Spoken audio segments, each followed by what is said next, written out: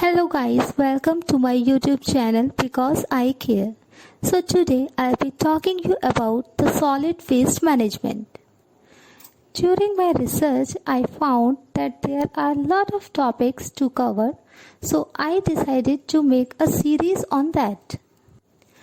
List of the topics will be second level of individual participation, life of rag pickers, impact of waste on environment, pros and cons on Swachh Bharat Abhiyan, waste management startup, role of government in waste management, life of people handling liquid waste, creativity in waste management. So today I'll be talking you about the first level participation of individual in the solid waste management. So do you think it's a mountain? But sadly, it's not a mountain. It's a garbage which has taken the shape of mountain. In Delhi only, we have 3 such landfills namely Ghazipur, Okhla, Bhalswa. The height of the garbage in the Ghazipur side has reached 65 meters.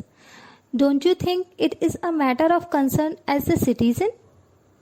65 meters means only 8 meters short of Qutub Minar. These landfills are very old. Can you see the setup date of these landfills? Tons of garbage is dumped on these landfills daily. Now I'll quickly play a video depicting the life of rag pickers. They are compelled to work in a dangerous, unhygienic and infectious atmosphere. This is the only source of their earning. Is only government responsible for it? Because we are not segregating the garbage as the wet and the dry at the primary stage, therefore the rag pickers has to face this. Please segregate the wet waste and the dry waste. Wet waste includes cooked food, uncooked food, fallen leaves, compostable materials. Whereas dry waste include paper, metals, glass, rubber, cardboards. Dry waste can be recycled, but wet waste will be used to make the compost and the gas.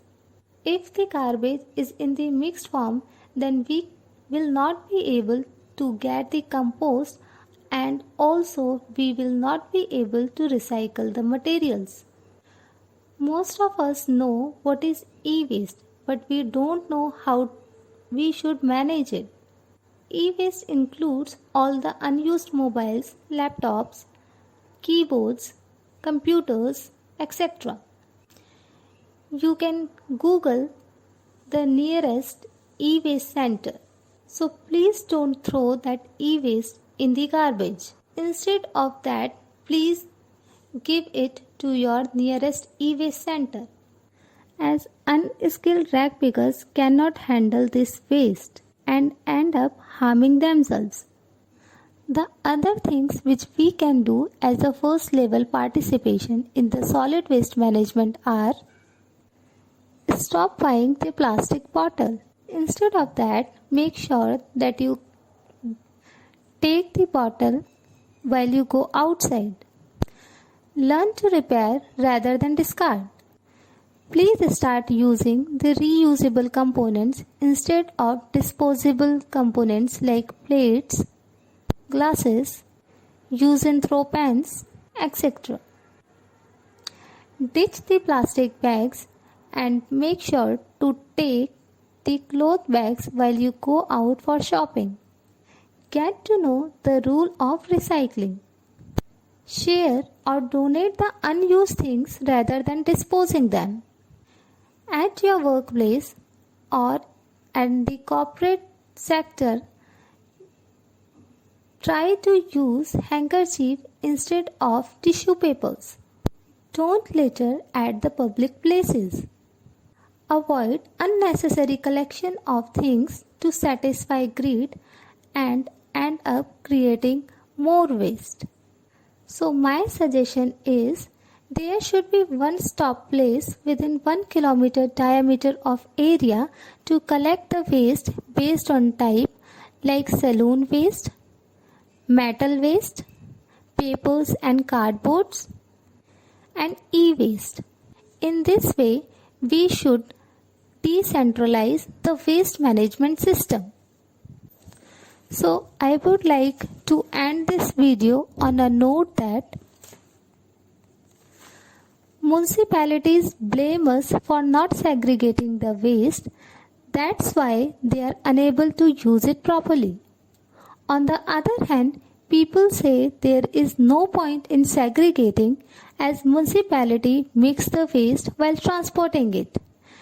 Irrespective of whether municipalities do their job, we have to do work so that we can later pressurize them to do their job.